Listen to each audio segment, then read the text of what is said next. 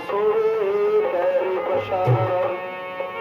जागर हरि पूजा नहीं और संत बनी ना मेहमान।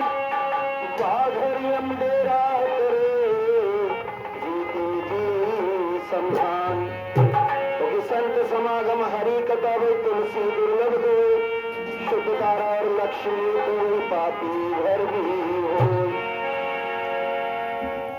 जाग सको तो जाग लो जी सतगुरु जी आए। जाग सको तो जाग लो जी सतगुरु जी आए। जाग सको तो जाग लो जी सतगुरु जी।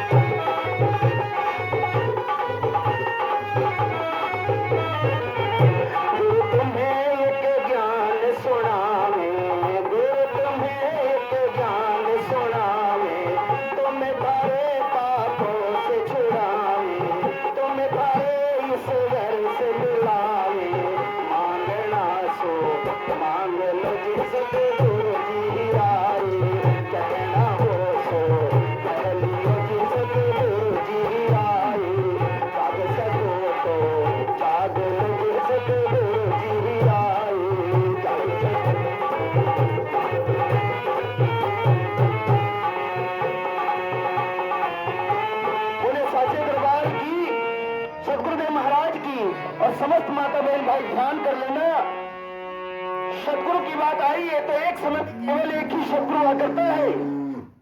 जैसे देश का प्रधानमंत्री एक होता है, मंत्री बहुत होते हैं। स्कूल का प्रधानाचार्य एक होता है, आचार्य बहुत होते हैं। लेकिन आने वाला कोई भी अबोध बच्चा जिसका नया स्कूल में एडमिशन हुआ हो, वो नहीं जान पाता कि हमारे कौन आचार्य है, कौन प्रधानाचार्य। तो वह उनके क्रियाकलापों से या किसी ने जानकार विद्यार्थी से जो वहां पहले से पढ़ रहा हो, उसके द्वारा जानकारी प्राप्त करता है कि हमारे कौन आचार्य है और कौन प्रधानाचार्य है। इसी प्रकार गुरु सदगुरु को जानने के लिए उसके संपर्क की या किसी अन्य जानकार की जरूरत पड़ती है। तो हम सदगुरु की पहचान आपको कराते हैं। सदगुरु की पहचान है तो सदगुरु दान चढ़ावा ना लेता हो, वो सदगुरु कहलाने का अधिकारी है। अगर वह आपसे दान चढ़ावा लेता है तो इसका मतलब भिखारी है। गुरु को तुम दान दे रहे हो तो इसका मतलब तुमने उसको भीख दे दी। इसलिए जीवन में याद रखना, गुरु को कभी दान नहीं देना चाहिए, क्योंकि आपने बहुत बड़ी उपाधि दी है गुरु को। गुरु ही ब्रह्मा, गुरु ही विष्णु, गुरु ही देव महेश्वरा, गुरु ने साक्षात पार ब्रह्म परमात्मा भगवान से वो उपाधि दी है। क्योंकि आप आदि देव ब्रह्मा विष्णु में से बात नहीं कर सकते, लेकिन गुरु से बात कर सकते हैं, अपने सुख दुख की सुना सकते हैं और वो आपकी सुनने के लिए आ भी सकते हैं। दूसरा लक्षण, वह ग्रस्त न भोगता हो। अगर ग्रस्त हो गया तो व्यक्त हो गया। महात्मा बुद्ध, महावीर स्वामी, जितने भी संत योगी महापुरुष हुए, अगर वे ग्रस्त में है तो व्यक्त हो गए। आई मौज फकीर की दिया झोपड़ा फूक, और जहां देखे तो उपरात में बिता लिए पूरी रात। रमता जोगी बहता पानी, उसमें कभी नहीं आती खामी। पानी अगर एक जगह रुक जाए तो सड़ जाता है। इसलिए मत पूछो पता संत के मका का, फर्स्ट धरती का छत आसमां का। मैं उस दिन साथ ही था, ब्रह्मर्षि भी साथ थे। एक ने पूछ लिया था वहां पर नगीना चौराहे पे कि गुरु जी आपका स्थान कहाँ है? अरे भैया वहां तो कोई स्थान है क्या? आईसीयू में या परिचय पूछते हैं, समय की शक्ति का परिचय। हवे का कोई स्थान होता है क्या? अभी हम बैठे थे, हवा की बात है। अब लोकेंद्र जी भी मेरे पास से तो वही है। भैया हम तो बैठे थे ऐसे गद्दी के पास में, हम भी देखते रहते गुरु जी क्या कह रहे हैं। एक भक्त आया, उसने चरण दिए, कहले भाई पकौड़ी नहीं लाया। मैं बोले पकौड़ी? पकौड़ी क्यों मांग रहे गुरु जी? मैं आश्चर्य में पड़ गया। कहले हनुमान भैया मुझे सपने में आके कहा गुरु जी ने मेरे को पकौड़ी खाने की इच्छा है। सपने में वो प्रमाण दे रहे हैं प्रभु जी आज भी। जैसे राजा हरिश्चंद्र को सपने में आकर कह दिया था गुरु विश्वामित्र ने कि राजपाट सब, ये महल अटार ये सब किसकी है? प्रभु आपकी है। सुबह चले गए, भोजन प्रसाद दिया विश्वामित्र जी। तारा रानी बोली कि कुछ दान दक्षिणा तो दे दो। एक संतरी से कहा जाओ राजकोष में से दान दक्षिणा। किसका राजकोष? विश्वामित्र बोले राजा हरिश्चंद्र किसका राजकोष? क्यों प्रभु मैं समझा नहीं। अब ये तो सब कुछ राज तुमने कह दिया था प्रभु, सब कुछ आपका ही है।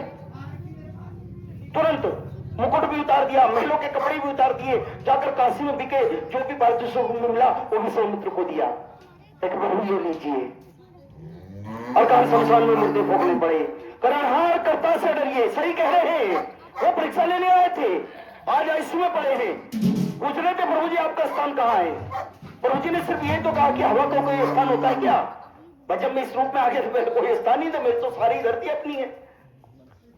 इसे चिंतन करो, करणहार कर्ता से डरो, जिसे करत ना लगे पल, पल भर में वो धूल जगा दे, पल में कर दे गोडोजन। और बड़े बड़े राजाओं से उसने भीख मंगा दी, जिनके संग थे लाखों दल। हमारी और आपकी तो औकात ही क्या है? दूसरा लक्षण है ये कि वह ग्रस्त न भोगता हो। तीसरा लक्षण, वह लंका रूपी आश्रम बनाकर न रहता हो। अगर वो कोई मटी आश्रम बनाएगा तो उससे मोह हो जाएगा और मोह के कारण पतन होगा। चौथा लक्षण, वह आत्मज्ञान के बल पर बोलता हो, किसी पुस्तक या ग्रंथ का सहारा लेकर न बोलता हो। और पांचवा लक्षण है, वह अपने भक्तों के घर घर जरूर जाता हो। बोले साचे दरबार की। इसलिए आपके ऊपर महिपाल सिंह जी, ये मामा बीच में टांग अड़ावे, मैं कह रहे इधर को लेके आ जाओ। कह मैं भाव का भोगो, जिन्होंने मुझे भाव से बोला वही जाऊंगा। तो प्रभु जी सीधे यहीं आए और इनकी रहमत बरस रही है आज आपके ऊपर। तो इनकी रहमत में अपनी औकात को मत भूल जाना। जो देने वाला है छप्पर फाड़ के देता है, और जब लेता है ना तो चमड़ी उधेड़ के लेता है। बोले साचे दरबार की। तो तेरी रहमतों में अपनी औकात को न भूले, उनके उजाल पाकर हम रात को न भूले। तेरी रहमतों में अपनी औकात को न भूले, उनके उजाल पाकर हम रात को न भूले।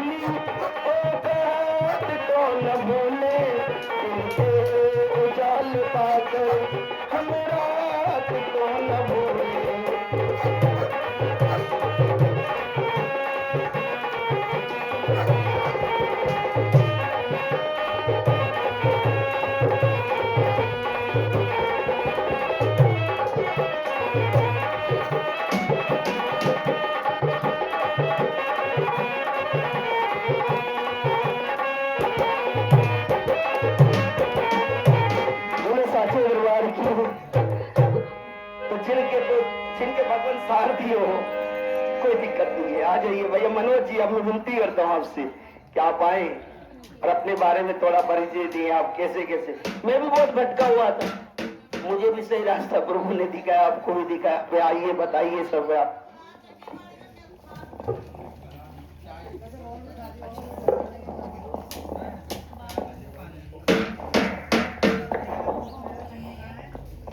हेलो, जोर से जयकारा लगाएंगे।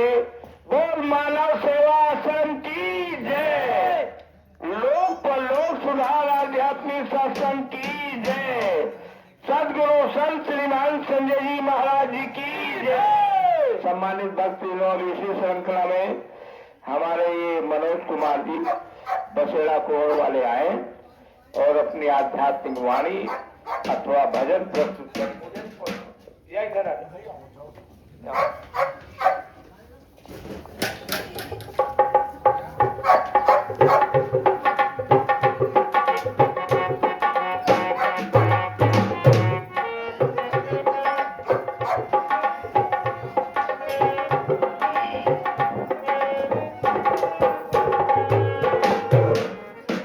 सर्वप्रथम सतगुरु जी के चरणों में मेरा चरण बंदन और कोटि कोटि नमन। सभी साध संगत, सभी भक्तजनों को मेरा कोटि कोटि प्रणाम और चरण बंदन। मैं भी आप ही की तरह से हनुमान जी भटका हुआ समझो, क्योंकि अभी तक जो है बाबा फुलसंदे वालों के सानिध्य में रहा था, तो वहां बहुत ही अजीब बातें थी, जो कि हर एक बात उर्दू में कही जाती थी।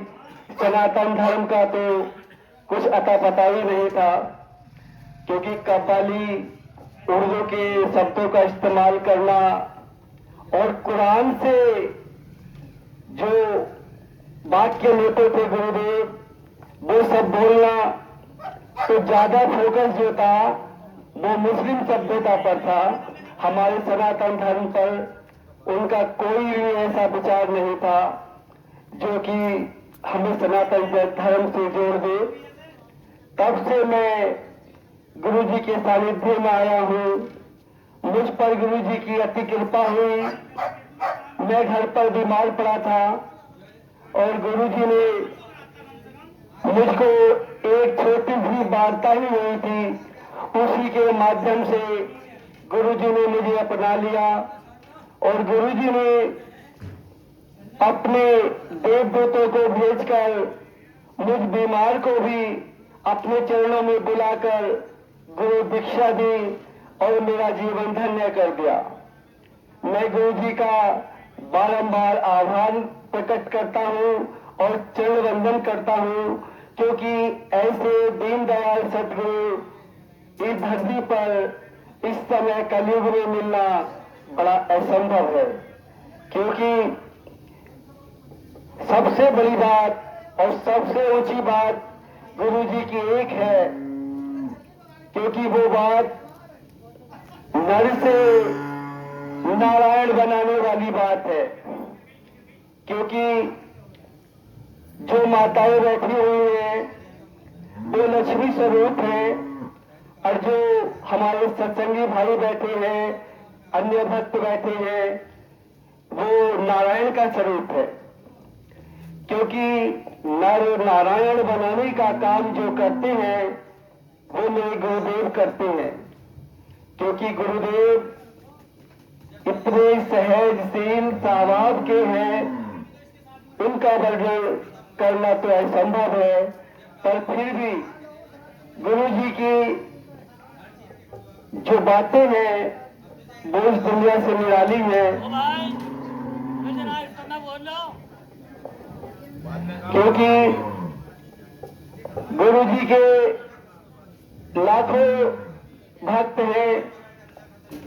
एक आम मनुष्य को अपने परिवार के नाम याद करने में भी कभी कभी भूल हो जाती है, और गुरु जी से जो भी भक्त एक बार मिल ले, एक बार गुरु जी को उसको देख ले तो गुरु जी उसका नाम, उसका गांव, उसका परिवार ऐसे रट लेते हैं कि जैसे सदियों से जानते हो।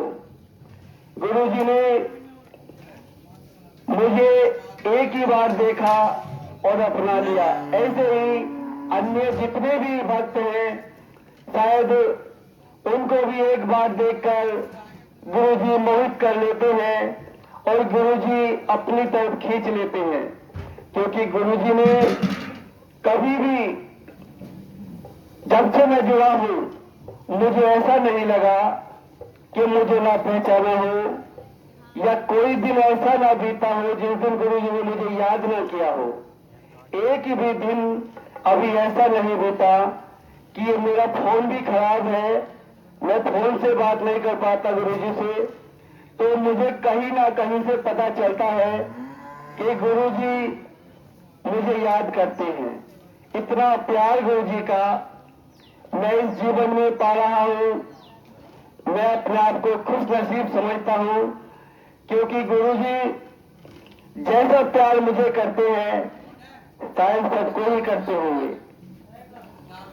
गुरु जी की ये बात बहुत अच्छी है कि गुरु जी बार बार हम सोए हुए को जगाने का काम करते हैं, और बस जब इनके सामने आते हैं तो बस जैसे ही आई कांटेक्ट होता है तुरंत ही सारी बाधाएं शरीर की कट जाती है और एक नई स्फूर्ति सी मन में आ जाती है और नव जीवन हमारा बन जाता है।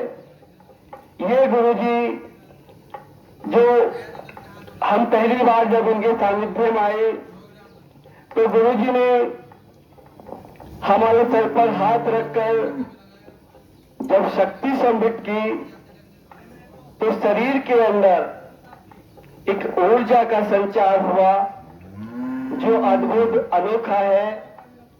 उस रहस्यमयी अनोखे उस आलोक को, उस तेज को मैं अपनी जिह्वा से वर्णन भी नहीं कर सकता, क्योंकि वो चमत्कारी अलौकिक शक्ति किसी और अन्य गुरु के पास नहीं है। वो शक्ति तो केवल हमारे गुरु महाराज के ही अंदर है। सर पर हाथ रखकर भव बंधन कट जाते हैं और खोए हुए जीवन फिर से खिल जाते हैं। ऐसे हैं हमारे गुरुदेव महाराज।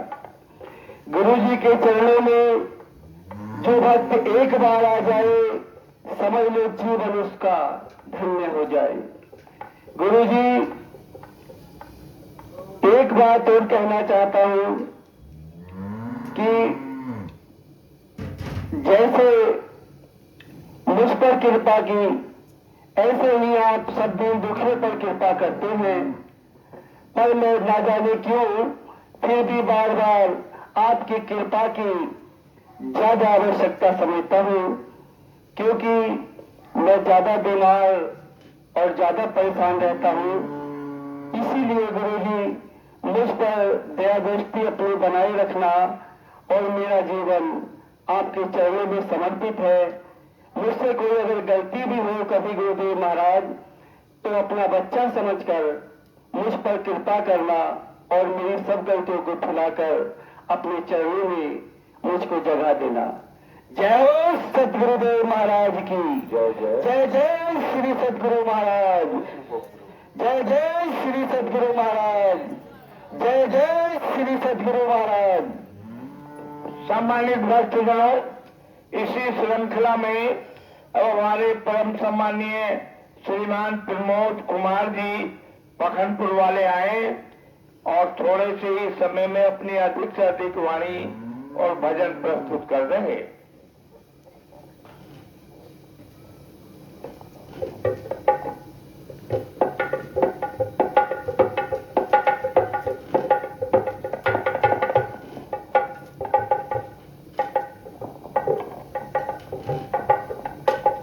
देखिए बच्चों, जो मनोज जी ने कहा यह बात सही है कि गुरु जी पास अलौकिक शक्ति है। जब वो अपने भक्तों के सर पर करते हैं तो शरीर में ऊर्जा सी बहने लगती है। देखिए भक्तों, सतगुरु इस जीवन में सतगुरु महाराज का होना बहुत आवश्यक है। सतगुरु महाराज का सानिध्य बहुत जरूरी है। बिना गुरु के ये जिंदगी अधूरी है, क्योंकि हम इस दुनिया में क्यों आए हैं, उस भगवान ने, उस पिता परमेश्वर ने हमें मनुष्य 84 लाख योनि भोगने के बाद इस योनि में भेजा है। उसको सार्थक करने के लिए श्री सतगुरु देव महाराज का सानिध्य बहुत जरूरी है, क्योंकि ये मंदिर जो बनाए हैं, ये मूर्तियां जो बनाई हैं, ये हमने बनाई हैं। लेकिन उस भगवान ने, उस पिता परमेश्वर ने जो मंदिर बनाया है वो तो ये मन का मंदिर है जो भगवान ने बनाया है। और इस मन के मंदिर में उस प्रभु, उस पिता परमेश्वर का वास है। वही रास्ता श्री सतगुरु महाराज जी बता रहे हैं, क्योंकि सतगुरु महाराज जी सांसों का ध्यान करवाते हैं। जब सांसों का ध्यान करते हैं और सांस ऊपर खींचते हैं तो सो की आवाज निकलती है। सो कहते हैं उस पिता परमेश्वर को। जब सांस नीचे छोड़ते हैं तो हो की आवाज निकलती है। हो कहते हैं इस आत्मा को। इस आत्मा से उस परमात्मा का मिलन करवाना है। तो भक्तों, वही बात गुरु जी बता रहे हैं, सिखा रहे हैं, वही युक्ति सिखा रहे हैं। इसलिए इन सांसों का अध्ययन करना बहुत जरूरी है। और अगर भगवान से, पिता परमेश्वर से मिलना है, उनको पाना है, तो सच्चे संत का सानिध्य बहुत जरूरी है। क्योंकि कहा है, मन है हरि का मंदिर, इसको निहार ले, करके कर्म तू अच्छे जीवन संभाल ले। इस भजन के माध्यम से कहा है, और मन है हरि का मंदिर, इसको निहार ले तू, करके कर्म तू अच्छे जीवन संभाल ले तू। मन है हरि का मंदिर, इसको निहार ले तू, करके कर्म तू अच्छे जीवन संभाल ले तू। पापों से मन हटा ले, पापों से मन हटा ले, सबको अगर पाना, सामान 100 बरस का, पलटा नहीं ठिकाना। मेला है 4 दिन का, एक रोज सबको जाना, सामान 100 बरस का, पलटा नहीं ठिकाना। मेला है 4 दिन का।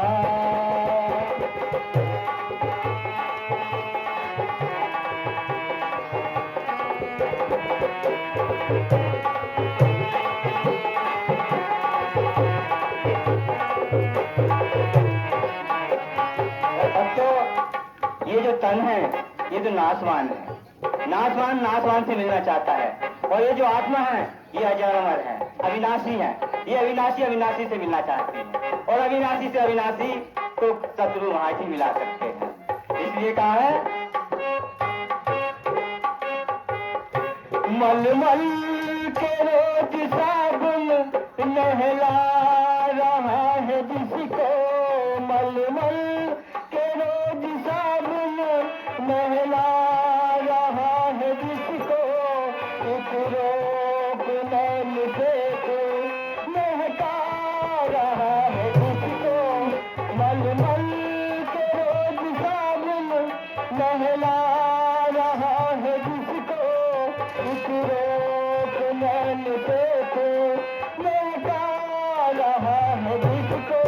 काया ये खाक होगी, काया ये खाक होगी, ये बात ना भुलाना, सामान 100 बरस का, पल का नहीं ठिकाना।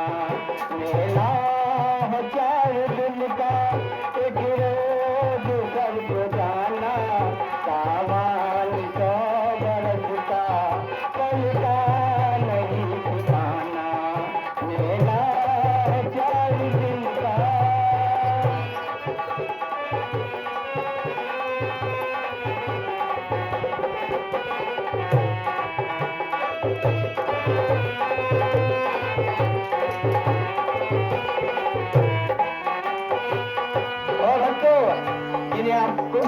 आप अपना साथी भाई बंद कर रहे हो, ये दुनिया में कोई किसी का नहीं है।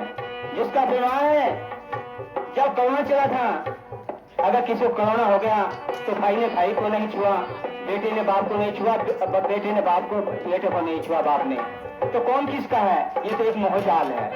इसलिए कहा है, साथी है दो घड़ी के, कहता है जिनको अपना, साथी है दो घड़ी के, कहता है जिनको अपना, जग नींद से ओमे रख, जगवे निगाह रखना।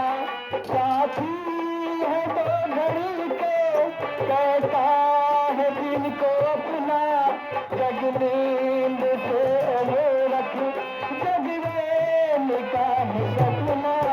गाए गाए जिस दिन, गाए गाए जिस दिन, हरि नाम का तराना, सामान 100 बरस का, पल का नहीं ठिकाना। मेला है 4 दिन का, एक रोज सबको जाना, सामान 100 बरस का, पल का नहीं ठिकाना।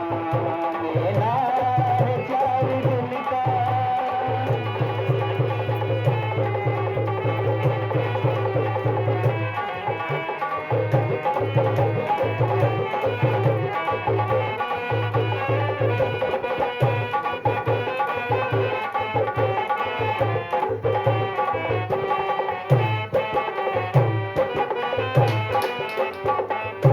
तो बच्चों, हमारा असली घर तो और ही कहीं है। हम इस दुनिया में आए हैं तो इस मेले को, दुनिया के मेले को सार्थक करने के लिए श्री सद्गुरु महाराज का सानिध्य जरूरी है। और श्री सद्गुरु महाराज के सानिध्य में आकर के अपने इस जीवन रूपी मेले को सार्थक बनाइए। बोले सद्गुरु महाराज की जय। सम्मानित भक्तजनों, इसी श्रृंखला में अब हमारे परम सम्मानीय श्रीमान महिपाल सिंह जी चौहान साहब नसीर दिवाला वाले आए और अपनी वाणी से सभी भक्तों को लाभान्वित करे। परम सम्मानीय श्रीमान महिपाल सिंह जी चौहान साहब नसीर दिवाला।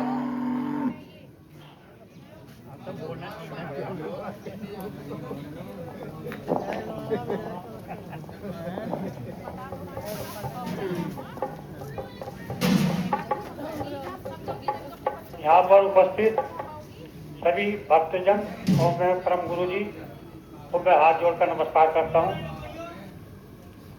और आशा करता हूँ कि सभी भक्तजन परम गुरु श्री सद्गुरु महाराज की बनाए हुए रास्ते पर चलें। धन्यवाद। चलो आ जाओ।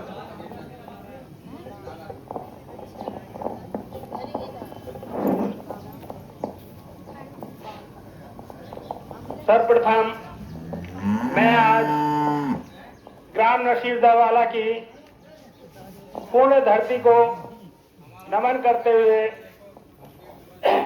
करता हूँ, जिस पर आज श्री सद्गुरु जी के चरण पड़ने से यह धरती पवित्र हो गई है।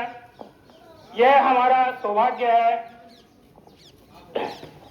यह हमारा सौभाग्य है कि हमें गुरु जी के चरणों में उपस्थित होने का सुअवसर मिला।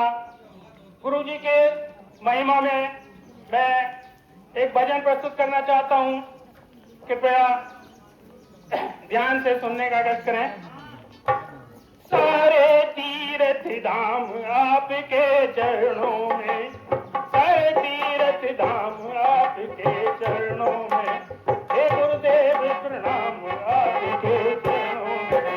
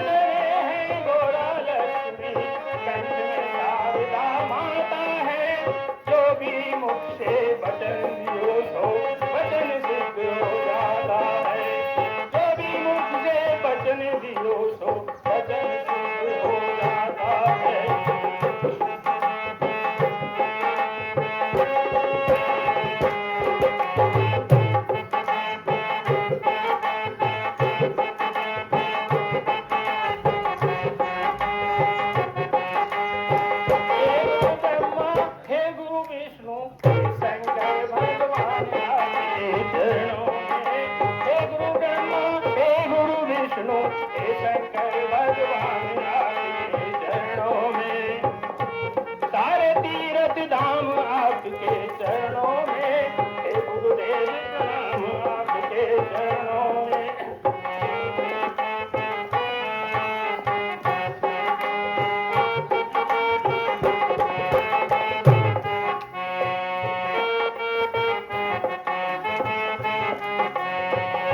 जन्म के दाता माता पिता हैं, जन्म के दाता माता पिता हैं, आप कर्म के दाता हैं। जन्म के दाता माता पिता हैं, आप कर्म के दाता हैं।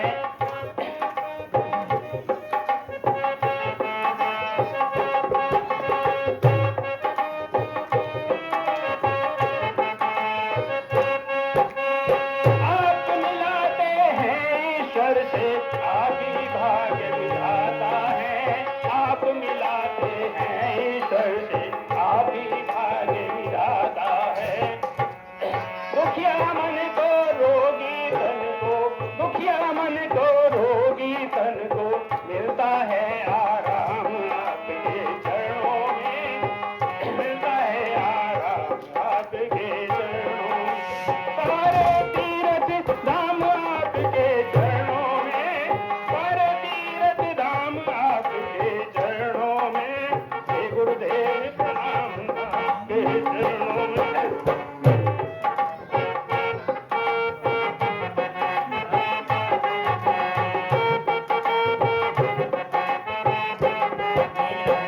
निर्धन को धनवान बना दो, निर्धन को धनवान बना दो, निर्गुण को गुणवान प्रभु।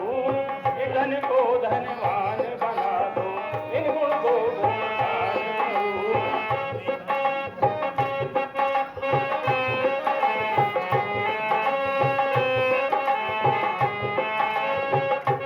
निर्धन को धनवान बना दो, निर्गुण को गुणवान प्रभु। मेरे मन रूपी पंछी को ज्ञान का दो वरदान प्रभु। मेरे मन रूपी पंछी को ज्ञान का दो वरदान प्रभु।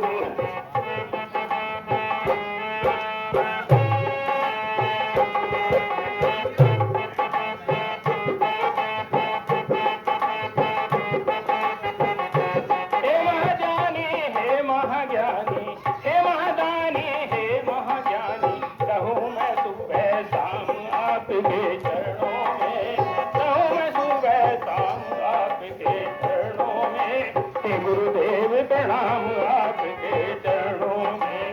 सारे तीर्थ धाम आपके चरणों में, हे गुरुदेव प्रणाम आपके चरणों में।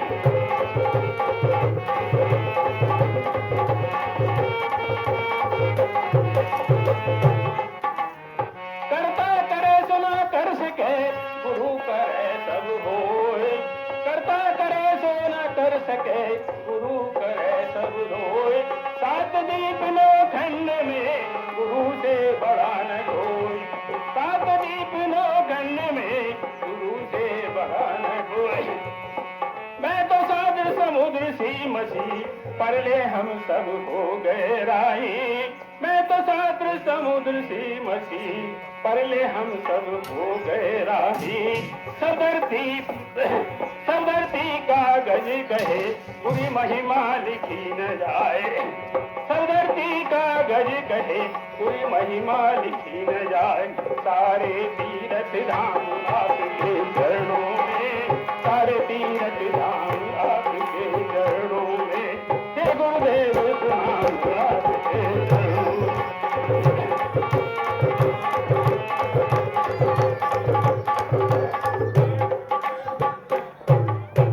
बोल मानव सेवा आश्रम की जय। लोक पर लोक सुधार आध्यात्मिक सत्संग की जय। सदगुरु संत श्रीमान संजय जी महाराज जी की जय। सम्मानित भक्तों, अभी इसी श्रृंखला में हमारे परम सम्मानीय श्रीमान त्रिलोक सिंह जी चौहान साहब नसीर दिवाला वाले आए और अपने भजन को प्रस्तुत करें।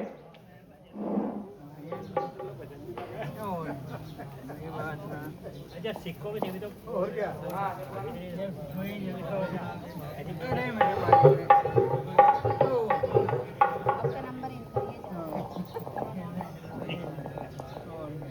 हमारे प्रमुख अतिथि गुरुजी का नमन करता हूँ और आने वाले हमारे गांव के जितने भी भक्तजन हैं उनका भी मैं सम्मान करता हूँ। मैं हमारे दूर गांव से आए हुए सभी सम्मानित व्यक्तियों का आभार प्रकट करता हूँ और हमारे इस आश्रम के लिए आप मिलकर के हमारी सहयोग भावना उत्पन्न करें, जिससे कि हमारा कार्यक्रम, हमारी समाज, हमारा परिवार बढ़ता रहे। मैं यही कामना करूंगा कि हमारा परिवार बढ़ता रहे। अब इसी श्रृंखला में हमारे परम सम्मानीय परमहंस जी धामपुर वाले आए और अपनी वाणी प्रस्तुत करें।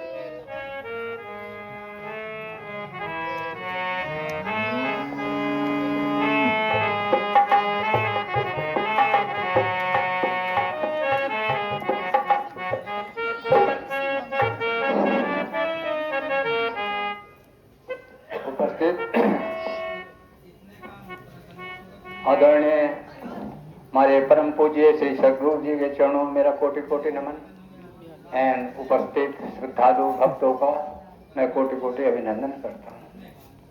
देखिए, वैसे तो गुरु जी के बारे में बहुत कुछ बता दिया, मेरे पास तो कुछ इतना है ही नहीं, मैं तो इतना ज्ञानी नहीं जो बता सकूं, लेकिन इतना बताया गया है।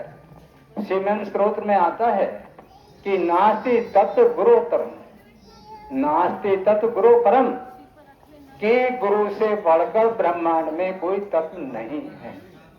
अब आप गुरु जी की महिमा जान लीजिए कि गुरु जी की महिमा क्या है। दूसरे, अभी ये बताया गया है, गुरुदेव जी ने भी बताया और अन्य जो श्रेष्ठ व्यक्ति वो भी ये बताते हैं कि आपके अंदर आप दो किस्म से शुद्धिकरण है आपका। एक तो बाह्य शुद्धि, तो एक अंतःकरण की शुद्धि है। बाह्य शुद्धि में तो आपने साफ कपड़े पहन लिए, नहा लिया, धो लिए, ये तो आपकी बाह्य शुद्धि, भौतिक शुद्धि हो गई। अब आपके अंतःकरण की शुद्धि जो है वो होना बहुत जरूरी है। जब तक अंतःकरण की शुद्धि नहीं होगी तब तक आपको तत्व ज्ञान की प्राप्ति नहीं होगी। अब अंतःकरण की शुद्धि के लिए क्या करना है आपको, एक मैं छोटा सा उदाहरण देके बताता हूं कि एक गिलास है, उसके अंदर पानी भरा हुआ है पूरा। अब यदि उसके ऊपर से आप दूसरा कोई द्रव्य पदार्थ डालोगे तो क्या वो बाहर जाएगा या उसके अंदर आएगा? क्यों? क्योंकि उसके अंदर से पहले ही कुछ भरा हुआ है। ठीक उसी प्रकार से आपके अंतःकरण में क्या भरा हुआ है? लोभ, लालच, मोह, स्वार्थ, ये सब भरा हुआ है। जब तक आपको इसमें से नहीं निकालेंगे तब तक आपको तत्व ज्ञान की प्राप्ति नहीं होगी। तो उसके लिए आपको क्या करना है, आपको जो है जो दैवी संपदा के गुण हैं, दया, क्षमा, धैर्य और साहस, शक्ति, सदाचार, संयम, इनको आपने अंदर धारण करना है। जब इनको धारण करोगे और गुरु जी के द्वारा जो बताई गई युक्ति योग की है, ध्यान की है, वो प्रॉपर वे में करनी है। ऐसा नहीं है कि 10 मिनट के लिए बैठे और फिर ही आपकी पूजा होगी। तो इसलिए मैं आपसे थोड़ा सा अपना अभ्यास बताता हूं। मैं ज्यादा समय से नहीं, लेकिन 2 साल से मैं भी इसमें जुड़ा हुआ हूं। आप देखो, मिशन की जो डायरेक्शन है ही कि आप जो हैं शाम को भोजन करने के बाद आपको 2 किस्म के नशे होते हैं, थकान का नशा और भोजन का नशा। उस थकान और भोजन के नशे के समय यदि आप ये योग करोगे तो नहीं होगा, नींद आई कुछ आएगी तो बहुत अच्छी बात है। एक नींद बड़ी एकाग्रता से, कंसंट्रेशन से आप 2 घंटे की या 3 घंटे की ले लीजिए। उसके बाद आप टॉयलेट जाइए, पेशाब जाइए, और पेशाब जाने के बाद आपको सिर्फ करने तो 2 ही काम है, आज्ञा चक्र पर ध्यान करना है और सांसों का आवागमन देखना है। ये दो ही क्रिया हैं, और दो क्रिया वैसे बहुत सरल बात है लेकिन बहुत मुश्किल है, मन बड़ा चलायमान है। तो जब इन दोनों चीजों पर आप ध्यान करोगे तो आपका ध्यान लगेगा। और ये लगेगा कैसे, ये भी बताया गया कि भाई अर्जुन ने भी भगवान कृष्ण से पूछा था कि ये मन बड़ा चंचल है, अभी यहाँ अभी दिल्ली पहुंच गया, अभी वहां पहुंच गया, अभी कुछ पहुंच गया। लेकिन ये जब तक नहीं लगेगा जब तक आपको वैराग्य और अभ्यास नहीं करोगे। और वैराग्य और अभ्यास जब आप कर लोगे, आप पूर्ण रूप से समर्पण कर लोगे, तब आपका ये ध्यान शुरू हो जाएगा। और जब ये ध्यान शुरू हो जाएगा, और ध्यान की भी सीमा बताई गई है कि जितने आपकी आयु है उतने मिनट्स आपको यदि आप ध्यान करेंगे तो आप पूर्णता की तरफ चलोगे। और यदि आप इसको नियम को फॉलो नहीं कर पाओगे तो उतना आपको लाभ नहीं मिलेगा।